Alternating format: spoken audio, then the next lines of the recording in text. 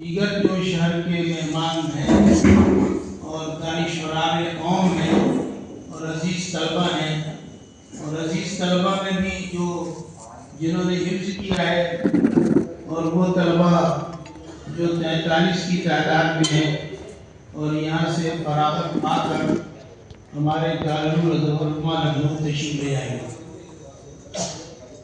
میرے محترم بزرگوں اور دوستوں، ایک بہت بڑے عالم گزرے ہیں، حضرت ابراہیم ابن یزید ابن شریف تیمی رحمۃ اللہ۔ یہ بہت بڑے محدث ہیں، بہت بڑے فقیہ ہیں، بہت بڑے عالم ہیں، بہت اچھے وائس اور مقرر تھے، اور دین کی بڑی مفید اور مؤثر باتیں کیا کرتے تھے، لیکن کہا کرتے تھے کہ مجھے تقریر کرنے سے ڈر لگتا ہے کہ کہیں ایسا نہ ہو کہ میرے تقریر کے مضمون کو میرا عمل اور میرا کردار جھٹلا نہ دے۔ جب کوئی آدمی کوئی بات کہتا ہے اور اس بات کے مضمون پر یقین ہوتا ہے تو سب سے پہلے وہ خود عمل کرتا ہے۔ اگر ہم کہتے ہیں کہ مچھلی کھا کر دودھ استعمال کرنے سے بیماری ہوتی ہے، اور میں نے کسی بیان میں یہ بات کہی اور جن کے سامنے یہ بیان دیا انہی کے سامنے مچھلی کھا کر دودھ استعمال کرنے لگوں، تو دیکھنے والا سننے والا کہے گا کہ ان کو اپنے بیان پر خود یقین نہیں۔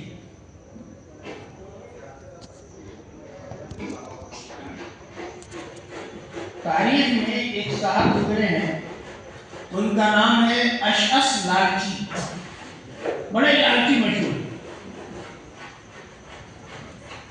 اتنا لالچی تھا وہ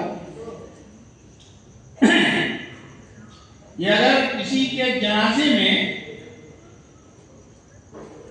دو آدمی چپکے چپکے بات کرتے تھے تو یہ سمجھتا تھا کہ شاید مرنے والا میرے فیور میں کوئی وصیت کر کے گیا ہے،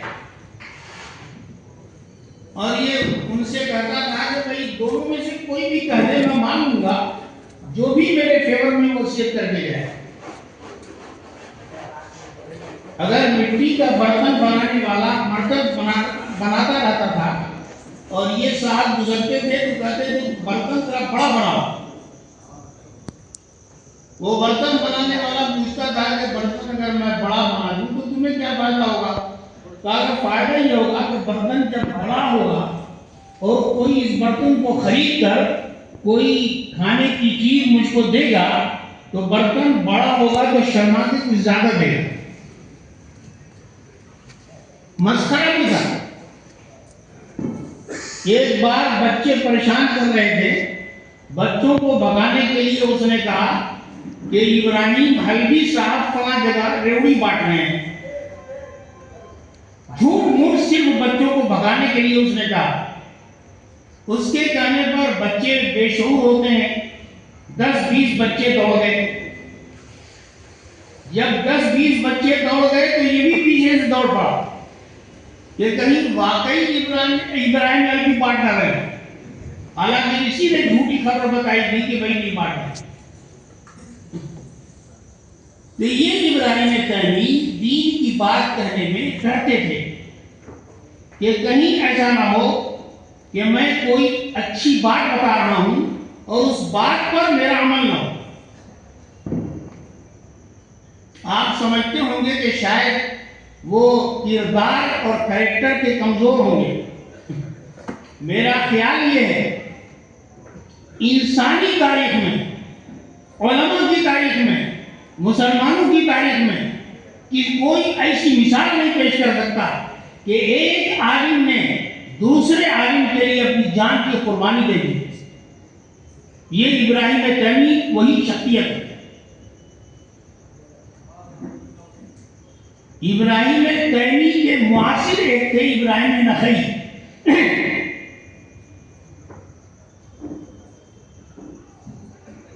ابراہیم نخعی اور ابراہیم تیمی دونوں ایک زمانے میں ایک ہی علاقے میں رہتے تھے، لیکن ابراہیم نخعی حکومت کی نگاہ میں معتوب تھے، حکومت کی نگاہ میں کھٹکتے تھے، اس لیے کہ وہ سیاسی ایک رائے رکھتے تھے. جبکہ ابراہیم تیمی ایک نیک بزرگ تھے، صرف 6 نمبر تک بات کرتے تھے، 6 نمبر سے آگے نہیں بڑھتے تھے، تو حکومت کو ان سے کوئی دلچسپی نہیں تھی. حکومت نے ابراہیم نخعی کو گرفتار کر کے قتل کرنے، شہید کرنے کا فیصلہ کر لیا. اس زمانے میں فوٹو ہوتا نہیں تھا. ابراہیم نخعی تو محتاط تھے، جان رہے تھے کہ کسی وقت میری گرفتاری ہو سکتی ہے. وہ چھپے ہوئے تھے. پولیس پہنچ گئی ابراہیم تیمی کے پاس. اتفاق سے دونوں بزرگوں کا نام ایک، بلدیت بھی ایک، دادا میں فرق اور قبیلے کے نام میں فرق تھا.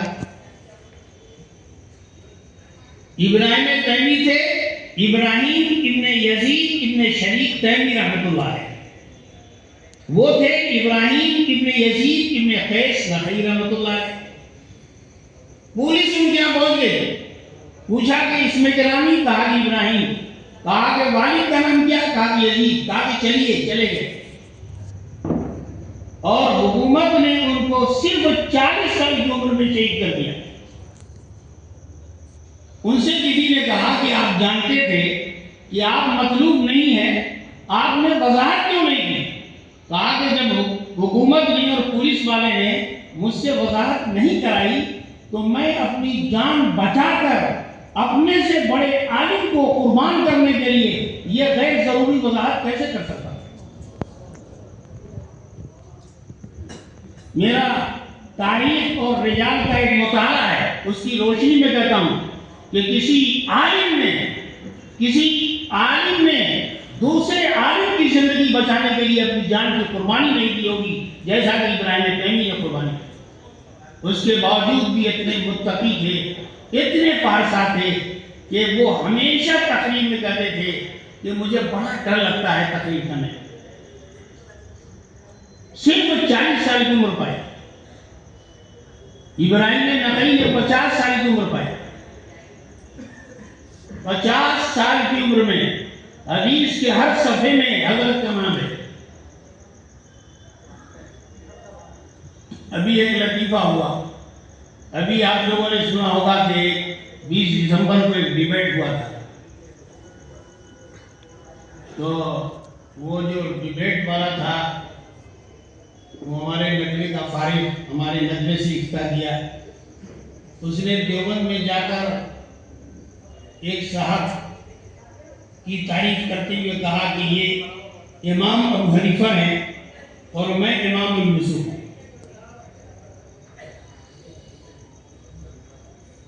کہا تو یہ بھی کہا کہ میں ابن قیم ہوں اور یہ ابن تیمیہ ہے. ابن قیم بھی تلمیذ ہیں، ابن تیمیہ استاد ہیں. امام یوسف بھی تلمیذ ہیں، امام ابو حنیفہ استاد ہیں. کچھ دنوں کے بعد جن کو استاد کہا تھا اور جن کو امام ابو حنیفہ کہا تھا، اتفاق سے وہ ندوے میں آ گئے. لڑکے بڑے تیز ہوتے ہیں، تبصرہ کرنے میں بہت ماہر ہوتے ہیں. وہ جو استاد تھے جن کو امام ابو حنیفہ کہا تھا، تو اتفاق سے وہ ہمارے آفس میں آ گئے. اور ظاہر کا مشہور آدمی آتا ہے تو فوراً فوٹو لے لیا جاتا ہے. کسی نے فوٹو لے لیا اور لے کر کے اس پر عنوان لگا دیا، امام ابو حنیفہ ابراہیم نخعی کے دربار میں.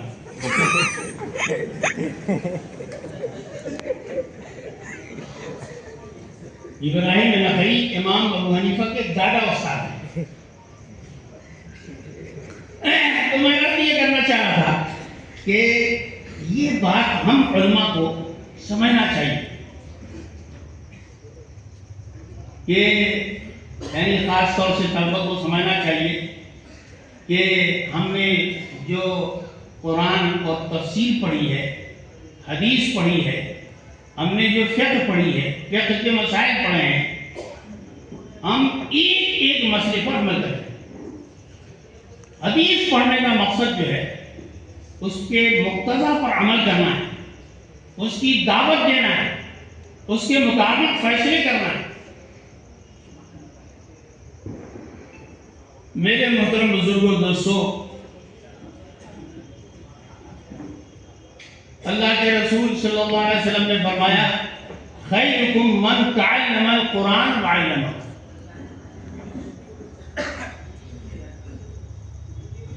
ایک صاحب نے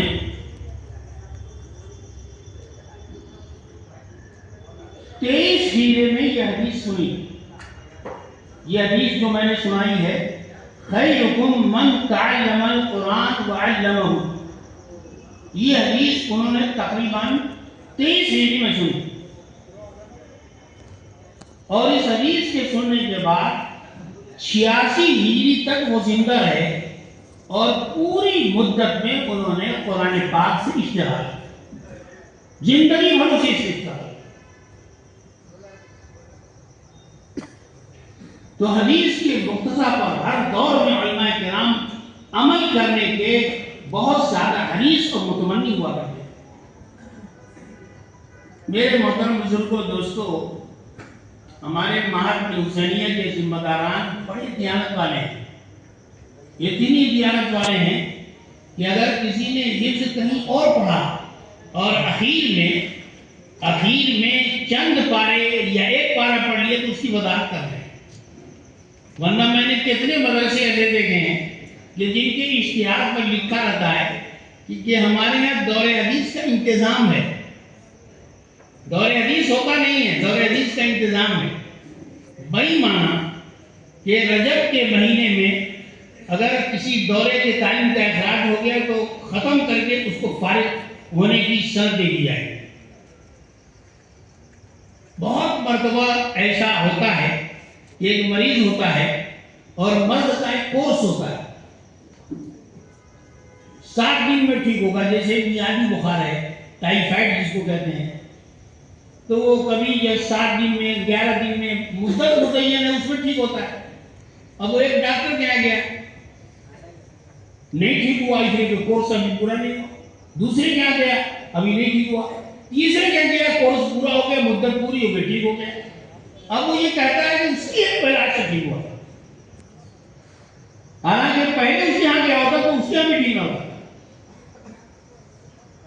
میرے محترم بزرگوں، دوستو، قرآن کی تاریخ میں یعنی ابن عابدین شامی نے رحمۃ اللہ علیہ نے ایک بات لکھی ہے، لکھا ہے کہ تاریخ میں ایک ایسا آدمی گزرا ہے کہ اس سے زیادہ قوی حفظ آدمی نہیں دیکھا گیا اور اس سے زیادہ بھلکڑ آدمی بھی نہیں دیکھا گیا۔ ایک ہی شخص اتنا زیادہ قوی حفظ تھا کہ 3 دن میں اس نے قرآن یاد کر لیا، صرف 3 دن میں قرآن یاد۔ لیکن بھلکڑ کہنا تھا کہ حضرت عبداللہ ابن عمر، ایک صحابی ہیں حضرت عبداللہ ابن عمر رضی اللہ تعالیٰ عنہ، یوں تو جملہ صحابہ کرام رضوان اللہ علیہ اجمعین اتباع سنت میں بہت ممتاز تھے، لیکن حضرت عبداللہ ابن عمر اتباع سنت میں بہت ممتاز، بہت ممتاز۔ جن لوگوں نے حج کیا ہے وہ جانتے ہیں کہ 9 تاریخ کو عرفات کے میدان میں رہتے ہیں اور غروب آفتاب کے بعد عرفات کے میدان سے مزدلفہ جاتے ہیں۔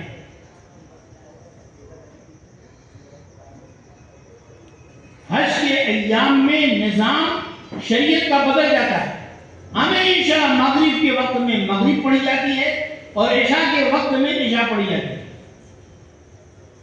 لیکن حاجی کے لیے عرفات سے مزدلفہ جانے والے کے لیے واجب ہے کہ عشاء کے وقت میں مغرب عشاء جمع کر کے پڑھے۔ یہ جائز نہیں ہے، واجب ہے، واجب ہے جمع کرنا، عشاء کے وقت میں پڑھنا، جمع تاخیر کرنا یہ واجب ہے۔ اللہ کے رسول صلی اللہ علیہ وسلم نے ہجرت کے بعد صرف ایک حج کیا ہے۔ اللہ کے رسول صلی اللہ علیہ وسلم جب عرفات کے میدان سے مزدلفہ جا رہے تھے تو راستے میں حضرت کو استنجا کا تقاضا ہوا. آپ راستے سے ہٹے، ایک جگہ بیٹھ کر کے پیشاب کیا، اور حضرت ہمیشہ باوضو رہتے تھے، ہلکا پھلکا وضو بھی کیا. آپ کے ساتھ اسکوٹی پر حضرت اسامہ تھے. انہوں نے پوچھا کہ حضرت آپ مغرب پڑھیں گے کیا؟ نہیں، مغرب تو مزدلفہ پڑھا جائے. حضرت عبداللہ ابن عمر نے وہ جگہ ذہن دماغ میں بیٹھائی. ہر سال حج کرتے تھے، ہر سال اس جگہ بیٹھتے تھے کہ میرے آقا بیٹھے تھے یہاں اس جگہ. وہیں پر حضرت جو ہے وضو بھی کرتے تھے اللہ بولتا، لیکن مغرب اور عشاء مزدلفہ میں جا کر کے پڑھتے.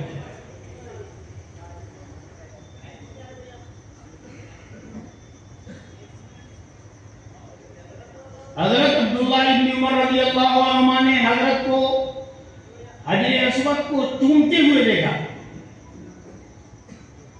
ہر پھیرے میں وہ چومنے کی کوشش کرتے تھے.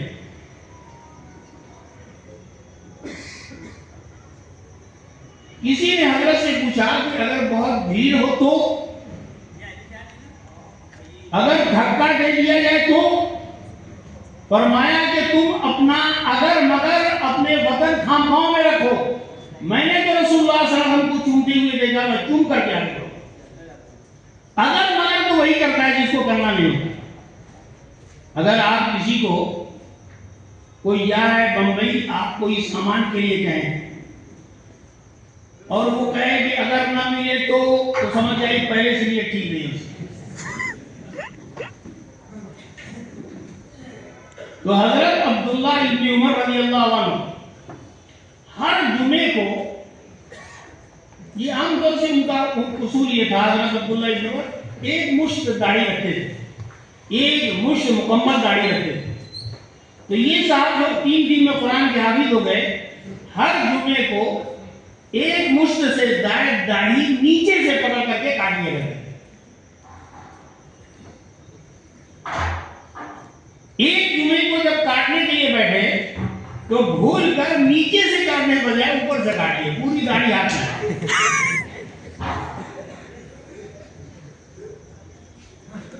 تو یہ قرآن کا حفظ کر لینا بہت بڑی سعادت کی بات ہے. یہ قرآن کا اعجاز ہے کہ جتنی کم محنت سے، جتنی کم عمر میں قرآن کو یاد کر لیا جاتا ہے، دوسری کسی کتاب کو یاد کرنا بہت مشکل ہے، بہت مشکل ہے. اور قرآن کے یاد کرنے کے نتیجے میں دیگر مضامین سیکھنے میں بھی بہت مدد ملتی ہے. اس لیے بہت سارے اسکولوں میں دیکھتے ہیں، بہت سارے اچھے اسکول ایسے ہیں جن میں اصلی مضامین کے ساتھ قرآن یاد کرنے کا بھی اہتمام ہوتا ہے. اس سے ذہن دماغ کھلتا ہے. قرآن کے حافظ ہونے کی بڑی فضیلتیں ہیں. والدین کے ساتھ اور خود حافظ قرآن کو جو فضیلت حاصل ہے وہ آپ نے بار بار والدین سے سنا ہو. ابھی آپ نے دیکھا کہ حافظ صاحب نے آخری سورہ پڑھنے کے بعد سورہ فاتحہ پڑھ کر کے قرآن پاک کا پہلا رکوع پڑھ لیا. یہ در حقیقت ہمارے ہندوستان کے علماء نے ایک حدیث کی روشنی میں اس کو بہتر قرار دیا. اللہ کے رسول صلی اللہ علیہ وسلم نے فرمایا، خیر الناس الحال والمرتعی، بہترین آدمی وہ ہے جو خیر کے سفر سے لوٹے اور اسی دن خیر کے سفر پر پھر دوبارہ روانہ ہو. ہمارے ہندوستان کے بزرگوں نے ہمیشہ ایک حدیث کے کئی مفہوم ہوتے ہیں، ہر مفہوم پر عمل کرنے کی کوشش کرتے ہیں.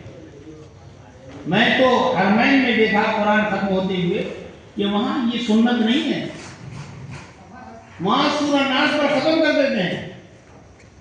ہمارے یہاں تو 19ویں رکعت میں سورہ ناس ختم ہوتی ہے اور 20ویں میں المفلحون تک جو پڑھ کر کے یہ پیغام دیتے ہیں، یہ قرآن ختم کر کے رکھ دینے کی چیز نہیں ہے، قرآن سے جب ایک بار تعلق قائم ہو گیا تو یہ تعلق زندگی کی آخری سانس تک جاری کرنا ہے۔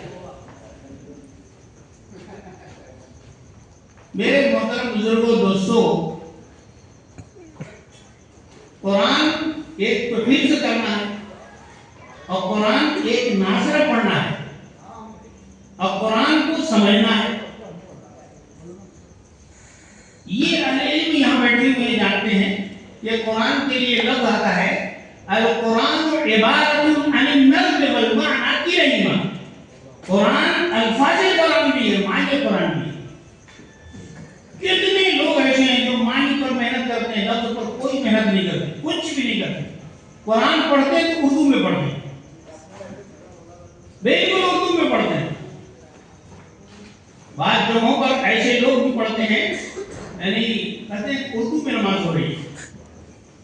میں نے دیکھا فلا آبیات ذبح فلوریات ذبح فلوریات صبح، اردو میں نماز ہو رہی ہے۔ ہاں مراٹھی، تو میں آج نہیں کر رہا تھا یہ قرآن کو اس طرح کا، حالانکہ میں کہا کرتا ہوں حروف متشابہ میں فرق سیکھنا فرض ہے۔ حروف متشابہ میں فرق سیکھنا ضروری ہے ہر آدمی کے لیے، بڑی شین چھوٹی شین میں، ورنہ ویسے ہی ہوگا۔ ایک صاحب جو ہے آپ یہ کر رہے تھے، کسی نے پوچھا کہ بھئی کون سا پارہ پڑھ رہے ہو؟ کہا کہ شیطان الشفاء پڑھ رہا ہوں۔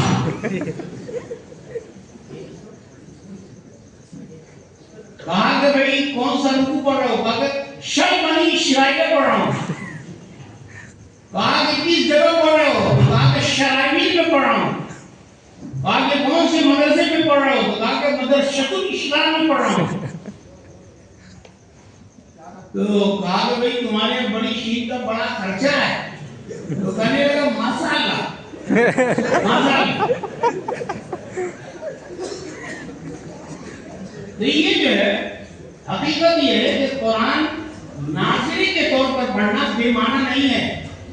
میں بات نام نہیں لینا ہے، نام لیے بغیر میں کہنا چاہتا ہوں، بعض ایسے فکر کے حاملین ہیں جو قرآن بے سمجھے پڑھنے کو بیکار سمجھتے ہیں، غلط ہے، بالکل غلط ہے۔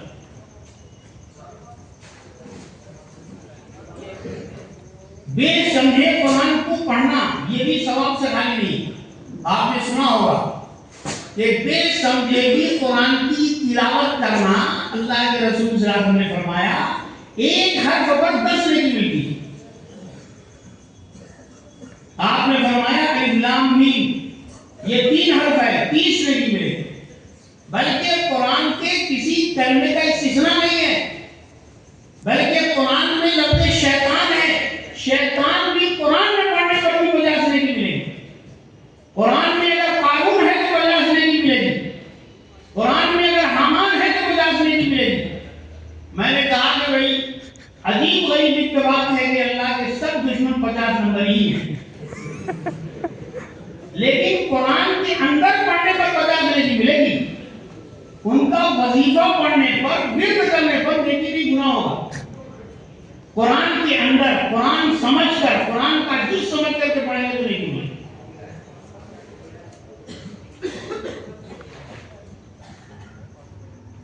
میرے محترم بزرگوں دوستو، اللہ کے رسول صلی اللہ علیہ وسلم نے اچھا قرآن پڑھنے کو یعنی بڑی تحسین فرمائی۔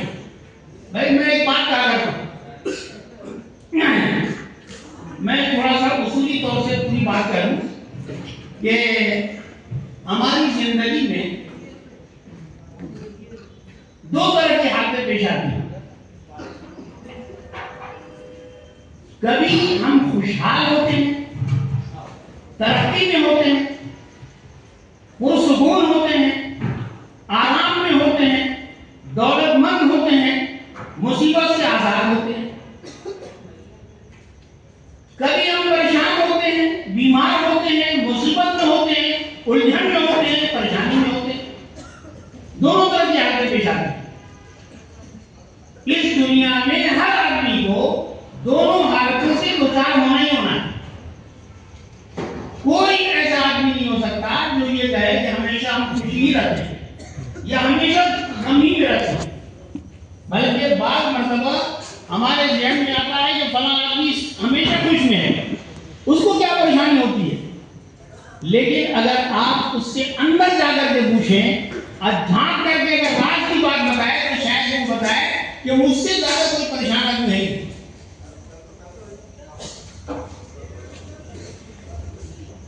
جب ہم خوشی میں ہوں تو کیا ہونا چاہیے، اور جب غم میں ہوں تو کیا ہونا چاہیے. اگر خوشی میں ہو، انعام میں ہو، ترقی میں ہو، خوشحالی میں ہو تو ظاہر ہے اللہ رب العزت کا شکر ادا کرنا چاہیے. قرآن میں حدیث میں جگہ جگہ ہے کہ اللہ کے انعامات کا شکر ادا کرنے پر اللہ کا انعام بڑھتا ہے، ناشکری کرنے سے انعام گھٹتے ہیں.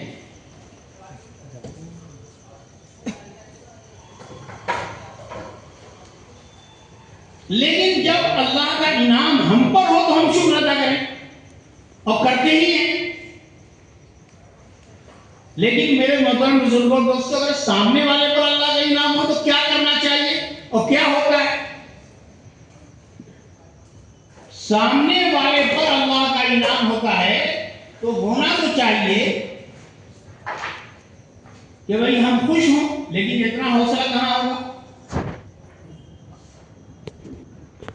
میں ایک بات کہا کرتا ہوں، ہم اپنے دکھ سے اتنا دکھی نہیں ہوتے جتنا کہ پڑوسی کے سکھ سے دکھی ہوتے.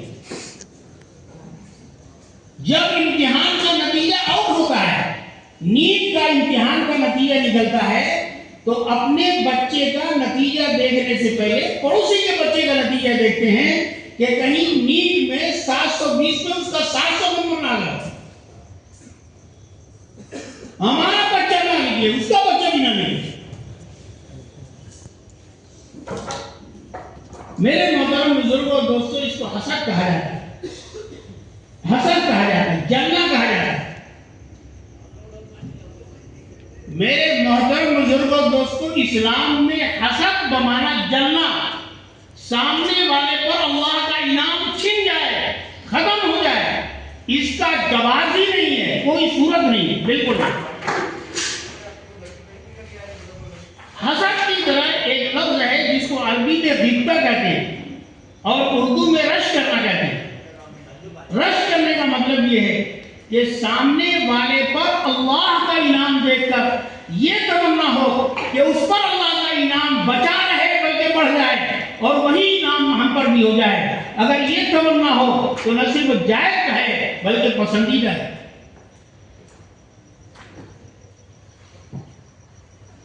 میرے محترم بزرگوں دوستو، حدیث میں بخاری میں روایت ہے، اللہ کے رسول صلی اللہ علیہ وسلم نے فرمایا، حسد بمانا غبطہ جائز نہیں مگر 2 صورتوں میں.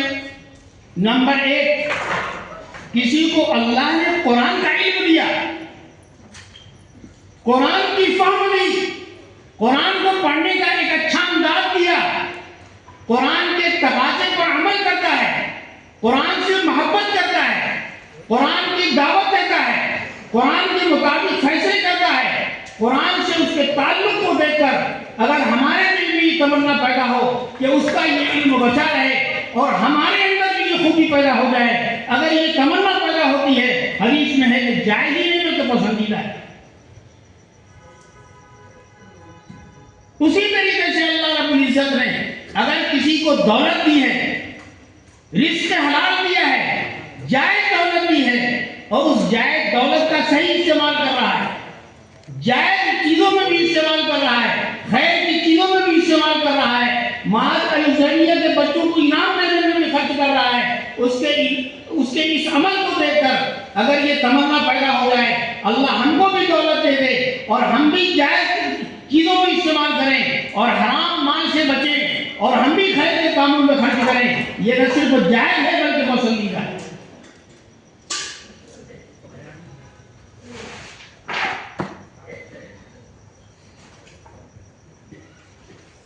میرے محترم بزرگوں اور دوستوں، ایک اس سے بھی اونچی چیز ہے، کسی کی کی تعریف اور ترقی دیکھ کر اپنے اندر پیدا ہونے کی تمنا سے زیادہ ایک اور اونچی چیز ہے کہ سامنے والے کی ترقی دیکھ کر خوش ہونا، جیسے کہ وہ ترقی میری اپنی ہے۔ سامنے والے کی تعریف ہوئی، ایسی خوشی ہو جیسے کہ وہ تعریف میری ہوئی ہے۔ مہاکل جلیل کا جلسہ ہو رہا، کسی کے بچے نے بہت اچھا مقالہ پڑھا، بہت اچھی تقریر کی، لوگوں نے تعریف کی، کوئی دیکھ کر کے سن کر کے یہ خوش ہو کہ بھئی ہمارے ایک مسلمان بھائی کے بچے کی تعریف ہوئی، ایک مسلمان بھائی کے بچے نے یہ کام کیا، کمال کہلایا۔ اگر یہ خوشی پیدا ہوتی ہے تو یہ چیز جو ہے حضرات صحابہ کی زندگی میں پائی جاتی ہے۔ حضرات صحابہ دوسرے صحابی کی تعریف سن کر اس سے زیادہ خوش ہوتے تھے جیسے کہ ان کی تعریف ہوئی ہو، اتنی خوشی ہوتی تھی جیسا کہ ان کی تعریف جیسے ان کی تعریف پر خوشی ہوتی تھی، اس سے زیادہ دوسروں کی تعریف پر خوش ہوتے تھے۔ میں اس کا ایک واقعہ سناتا ہوں۔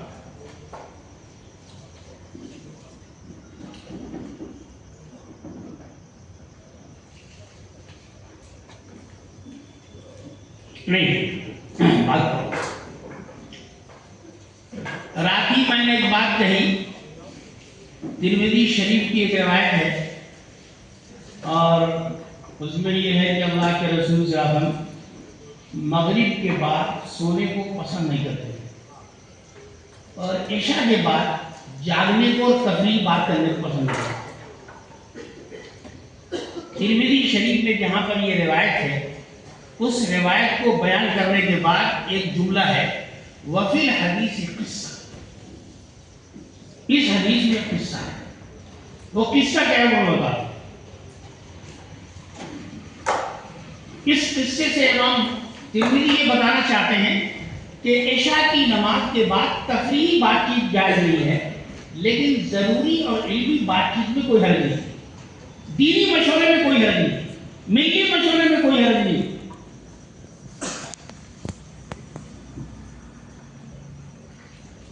وہ واقعہ یہ ہے کہ حضرت عمر رضی اللہ تعالیٰ عنہ بیان فرماتے ہیں کہ محمد رسول اللہ صلی اللہ علیہ وسلم عشاء کی نماز کے بعد حضرت ابو بکر صدیق سے ملی مسائل پر مشورہ کرتے ہیں۔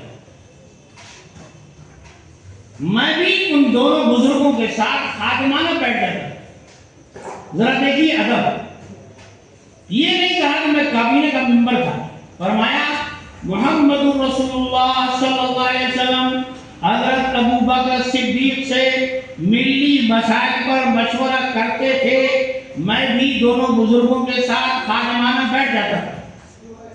ایک دن مشورے کی مجلس جب ختم ہوئی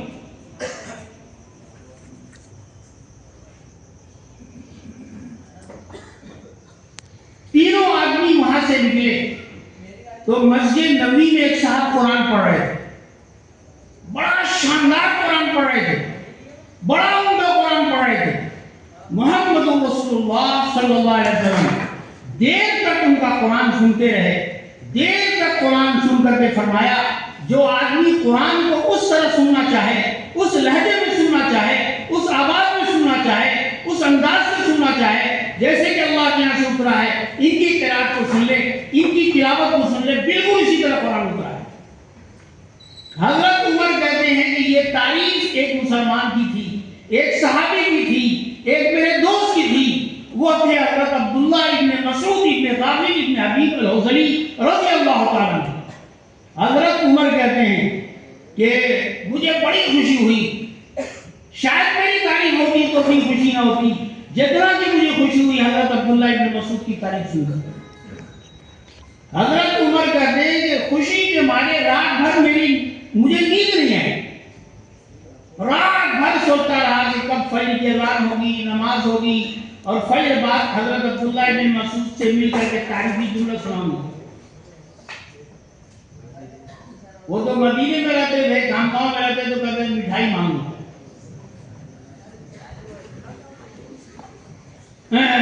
حضرت عمر کہتے ہیں خدا خدا کر کے فجر ہوئی، نماز ہوئی، سائیکل اٹھا کر سیدھے حضرت عبداللہ ابن مسعود کے گھر گیا، گھنٹی بجائی، باہر نکلے، پردہ کرا کے اندر لے گئے۔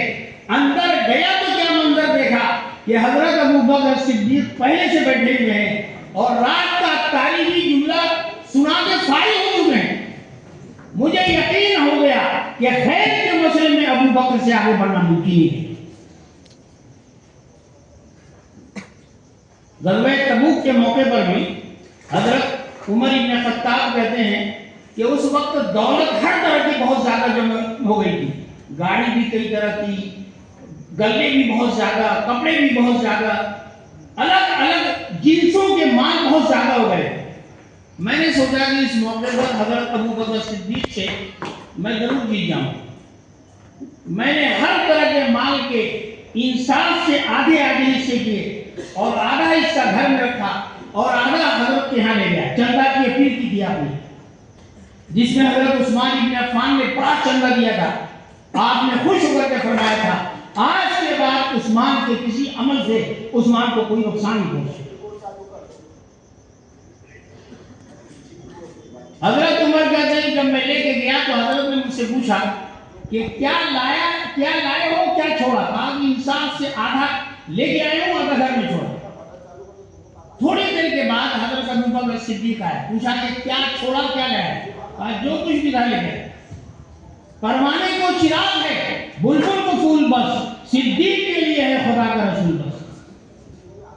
لیکن ذہن میں رہے محمد رسول اللہ صلی اللہ علیہ وسلم عام لوگوں کے لیے کہا کہ اتنا ہی چندہ چلے گا جتنا چندے کے بعد تمہارے لیے بھی ضرورت کے بقدر رہے۔ یہ نہیں کہ آج سب دے دیا اور کل تم بھی جو ہے ہاتھ پسارنے لگے۔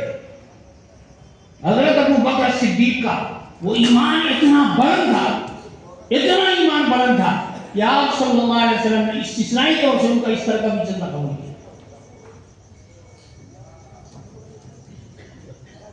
اسی لیے میں بار بار یہ بات کہا کرتا ہوں کہ حضرات صحابہ پر سب کو شرم کرنے والا اس کے ایمان کا بہت بڑا خطرہ ہے، بہت بڑا خطرہ۔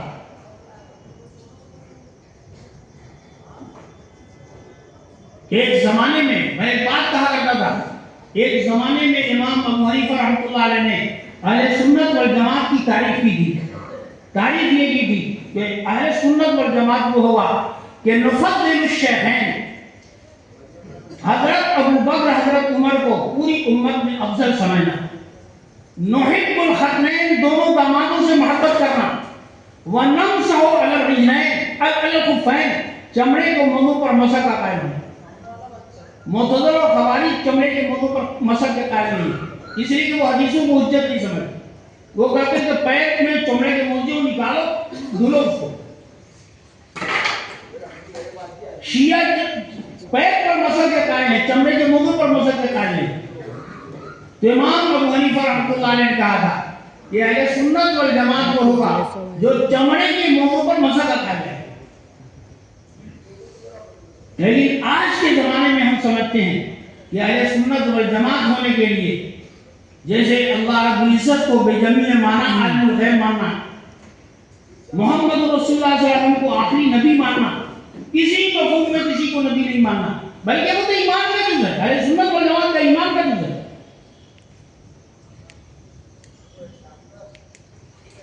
چاروں خلفاء کو ان کی ترتیب خلافت کے مطابق خلیفوں پر حق ماننا اور احادیث صحیحہ کو حجت ماننا، اور میں سمجھتا ہوں کہ صحابہ کا سب و شرم سے پرہیز کرنا۔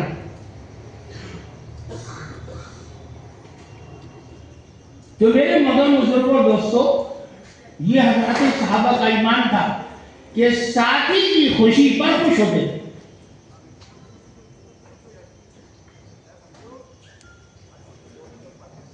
میں نے آج ہی ایک موقع پر بتایا کہ بعض مرتبہ ہم پر مصیبت آتی ہے، تو مصیبت آتی ہے تو صبر کرنا چاہیے۔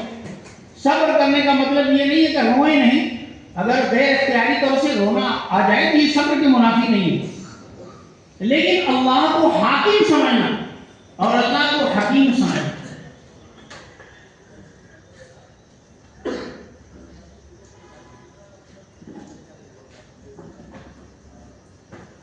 لیکن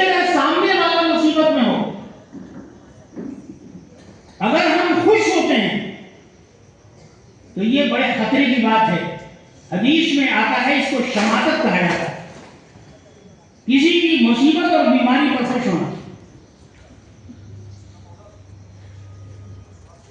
دو حدیثیں پیش کرتا ہوں، ان دونوں حدیثوں پر اگر ہمارے امام روٹے کھڑے ہو جائیں۔ اللہ کے رسول صلی اللہ علیہ وسلم نے فرمایا، سامنے والے کی مصیبت یا بیماری پر جو آدمی خوش ہوتا ہے اس کو ڈرنا چاہیے کہ سامنے والے کی مصیبت ختم ہو جائے اور بینی اسی مصیبت میں یہ مبتلا ہو۔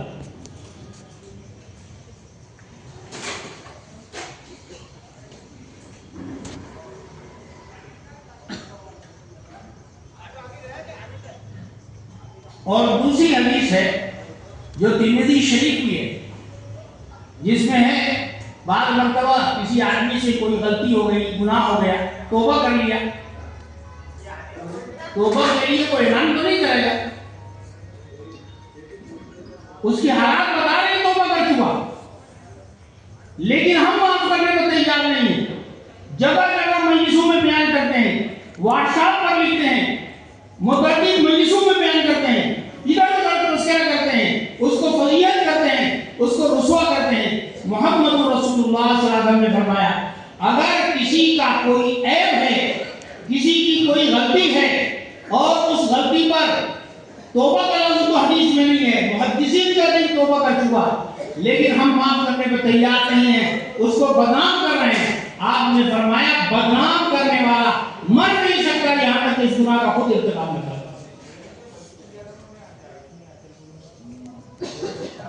میرے محترم بزرگوں دوستو، ہم جب کسی مقصد کی راہ میں قدم اٹھاتے ہیں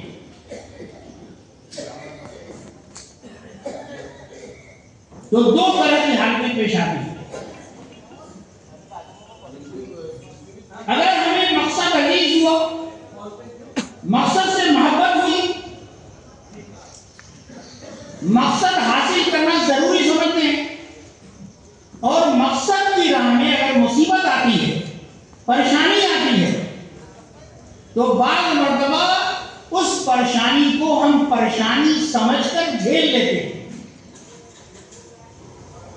لیکن جھیل لینا ہوتا ہے، برداشت کر لینا ہوتا ہے، یہ نہیں ہوتا کہ مصیبت ہمارے لیے مصیبت نہ رہی ہو، کیونکہ مقصد عزیز ہے، مقصد سے محبت ہے، مقصد کی لگن ہے، اس لیے ہم جو ہے اس راہ کی مصیبت کو جھیل لیتے ہیں۔ لیکن بعض لوگ ایسے ہوتے ہیں جن کو مقصد اتنا عزیز ہوتا ہے، مقصد سے اتنی محبت ہوتی ہے، مقصد سے اتنی لگن ہوتی ہے کہ مقصد کی راہ میں جو مصیبت ہوتی ہے وہ مصیبت کو مصیبت سمجھ کے جھیلتے نہیں ہیں، بلکہ راحت سمجھ کر خوشی محسوس کرتے ہیں۔ مقصد کی راہ میں اگر ان کو کانٹوں پر لیٹنا پڑے، مقصد کی راہ میں اگر کانٹوں پر لیٹنا پڑے تو کانٹوں پر لیٹ کر کے ان کو اتنا مزہ آتا ہے جتنا کہ دوسروں کو پھولوں کی سیج پر لیٹ کر کے مزہ نہیں آتا۔ میں یہ بات بتانا چاہتا ہوں بہت اہم، کہ ہمارے حضرات صحابہ کی زندگی میں یہی بات تھی کہ دین کی محبت، محمد رسول اللہ صلی اللہ علیہ وسلم کی محبت، دعوت کی محبت، ایمان اور عقیدے کی محبت اتنی عزیز تھی کہ اس راہ میں جو مصیبتیں ہوتی تھیں ان مصیبتوں کو مصیبت سمجھ کے نہیں جھیلا، بلکہ مصیبت کو راحت سمجھ کر کے برداشت کیا، بلکہ راحت سمجھ کر کے انہوں نے خوشی محسوس کی۔ آپ پڑھیے غزوہ احد کے واقعات پڑھیے، بعض ایسی صحابیات رہی ہیں کہ جب احد سے مسلمان لشکر جو ہے مدینے پہنچے تو پوچھا کہ بھئی حضرت کا کیا حال ہے؟ کہا کہ حضرت کا حال بعد میں تمہارے ابا شہید ہو گئے۔ کہا کہ انا للہ، بہت بڑی مصیبت ہے، لیکن حضرت کا کیا حال ہے؟ کہا بھئی تمہارا بھائی بھی شہید ہو گیا۔ کہا بہت بڑی مصیبت، لیکن حضرت کا حال بتاؤ۔ جب حضرت کا حال بتایا گیا تو کیا کہا؟ کل مصیبت بعد اجل۔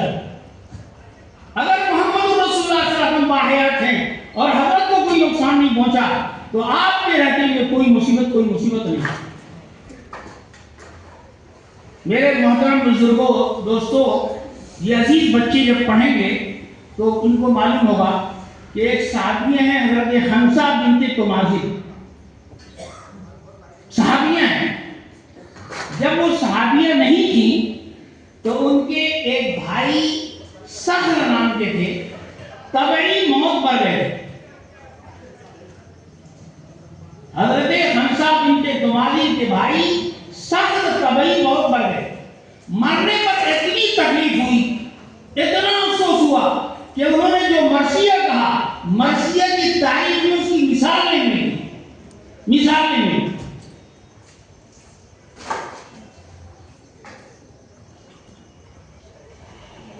لیکن جب یہی صحابیہ بن گئے، مسلمان ہو گئے، ایمان لے آئیں، عقیدہ مضبوط ہو گیا، تو جنگ قادسیہ کے موقع پر 4 ان کے لڑکے تھے، چاروں لڑکوں کو انہوں نے جنگ میں بھیجا. اور بھیجنے کے وقت یہ کہا کہ دیکھو تمہارے باپ کے ساتھ ہم نے خیانت نہیں کی، تمہارے ماموں کو رسوا نہیں کیا، یعنی تم سچے باپ کے سچے اولاد ہو. فرمایا کہ اس جنگ میں جا رہے ہو، اگر تم نے جنگ میں پیٹھ دکھلائی تو تا قیامت تم اپنی ماں کا چہرہ نہیں دیکھ سکتے. جنگ قادسیہ میں حضرت حمزہ بنت تمازل کے چاروں جوان لڑکے یکے بعد دیگرے شہید ہو گئے. چاروں کی شہادت کی جب اطلاع ملی تو انہوں نے کیا فرمایا؟ الحمدللہ الذی اکرمنی بشہادتی، الحمدللہ الذی اکرمنی بشہادتی. تمام تعریف اس اللہ کے لیے ہے جس نے مجھے اعزاز بخشا کہ میرے 4 جوان بچے شہید ہو گئے، اللہ کے راستے میں شہید ہو گئے.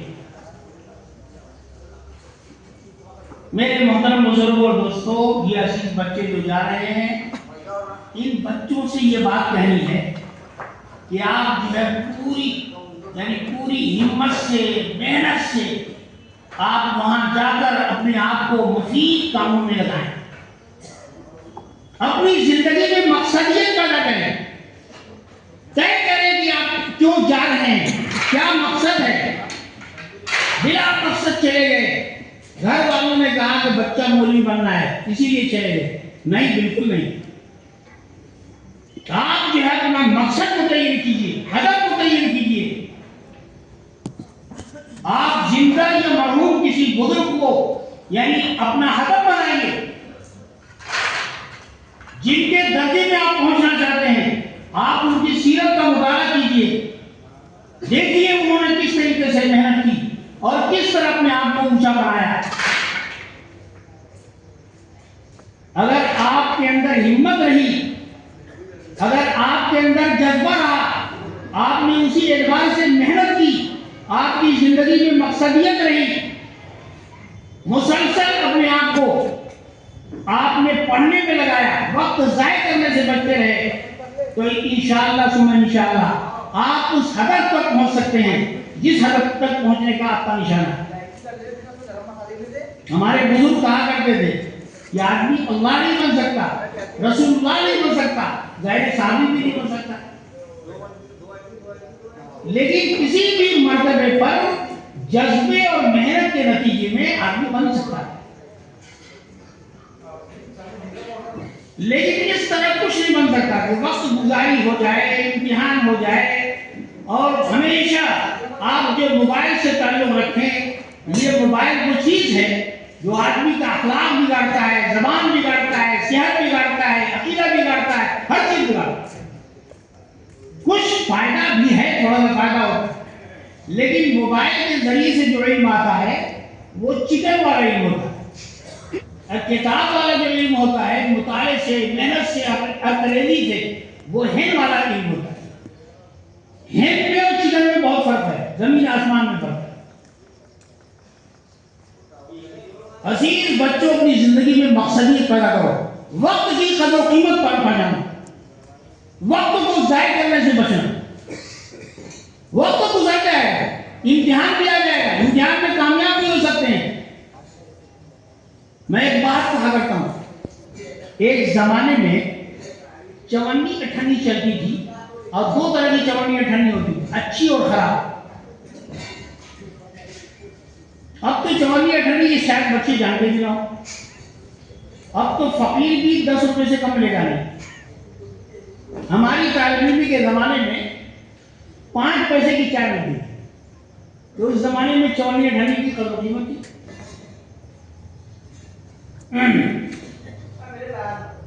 ہمارے اساتذہ جو ہے یعنی 5 پیسے کی ہاف چائے ملتی تھی, 10 پیسے کی فل چائے ملتی تھی. تو بعض اساتذہ کہتے تھے, وہ کہنا تو نہیں شیرین کر دیتا ہوں, یہ کہتے تھے کہ جب کوئی مہمان آئے تو میں کہوں گا چائے لاؤ, تو ہاف چائے لے آنا. جب ہاف چائے لے آؤ گے تو میں کہوں گا کہ ارے ہاف ہی لائے, تو یہ مت کہنا کہ آپ کو کہاں رکھے ہوئے ہیں کہ ہافا لے آئے. دوبارہ نہیں کہ زمانے میں چولی اٹھنی کی بڑی قدر و قیمت تھی. تو وہ چولی اٹھنی بعض مرتبہ اچھی رہتی تھی, بعض مرتبہ خراب رہتی تھی. اگر خراب رہتی تھی تو یہ ہوتا تھا کہ بھئی یہ بے چرائے تو ہم کو مانا نہیں ہے, دن میں چلے گی لیکن رات میں چلے گی. ایسے دکاندار کیا چلے گی جو بڈھا ہو, جس کی آنکھوں میں موٹا سا چشمہ ہو, تھوڑا سا اندھیرا ہو, سامان اچھا ہو یا بیٹھا ہو, تو اس کی جیسی بھی ہو, اسی سے جا کر کے ہم چولی اٹھنی سے سامان خریدتے تھے. اور جب سامان مل جاتا تو تیزی سے جاتے تھے, چلو چل گئے. اگر پیچھے قدموں کی آہٹ محسوس ہوتی تو یہ سوچتے تھے کہ شاید اس کا جوان بچہ آ گیا اور اس نے پکڑ لیا, اس لیے وہ دوڑا رہا ہے, تو ہم تیزی دور بھاگتے تھے. اور جب چولی اٹھنی اچھی رہتی تھی تو دن کے اجالے میں خریدتے تھے, اچھی سے اچھی دکان سے خریدتے تھے, مول بھاؤ کر کے خریدتے تھے, اور سامان لے کر پورے اعتماد سے جاتے تھے. میرے عزیز بچوں, اگر تم نے طالب علمی کے دور میں اپنے آپ کو بنا لیا, باصلاحیت بنا لیا, دین بھی بنا لیا, وقت کی قدر و قیمت کو پہچان لیا, تو ایسی صورت میں تم جو ہے ملازمت کا انتخاب کرو گے. تمہارا انتخاب نہیں کیا جائے گا, ہزاروں پیشکش ہوگی, تم انتخاب کرو. اگر صلاحیت نہیں ہوگی تو بڑی مشکل سے تمہارا انتخاب ہوگا. اور کہاں انتخاب ہوگا؟ کہیں دیہات میں اور خاندانوں کے اندر کسی دیہات میں انتخاب ہوگا. اور اگر محتمم صاحب کے بچے کا عقد ہے اور چپراسی سے لفافہ بھیجیں تو ہم کو ڈر یہ لگے گا کہ کہیں ایسا نہ ہو کہ شکریہ کا لیٹر نہ ہو. شکریہ کے لیٹر کا مطلب کہ محتمم صاحب نے لکھا ہو کہ آپ کی بے صلاحیتی سے ہمارے طلبہ کو بہت نقصان پہنچا, خدا کے لیے آپ کل سے تشریف نہ لائیں. اس کو شکریہ کا لیٹر کہتے ہیں. تو میرے عزیز بچوں, اگر تم نے بنا لیا تو تم انتخاب کرو گے, نہ کہ تمہارا انتخاب دے گا. اس لیے ان گزارشات پر عمل کرنے کی کوشش کرو. اللہ رب العزت کہنے سننے سے زیادہ عمل کی توفیق عطا فرمائے. میں دیکھ رہا ہوں کہ زیادہ وقت ہو گیا, ورنہ ابھی تو جو ہے میں شروع ہوا تھا.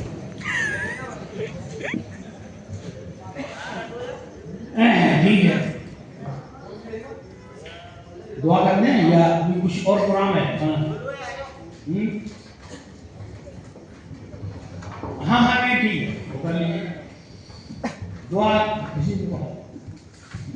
سے پہلے ہم چاہیں گے کہ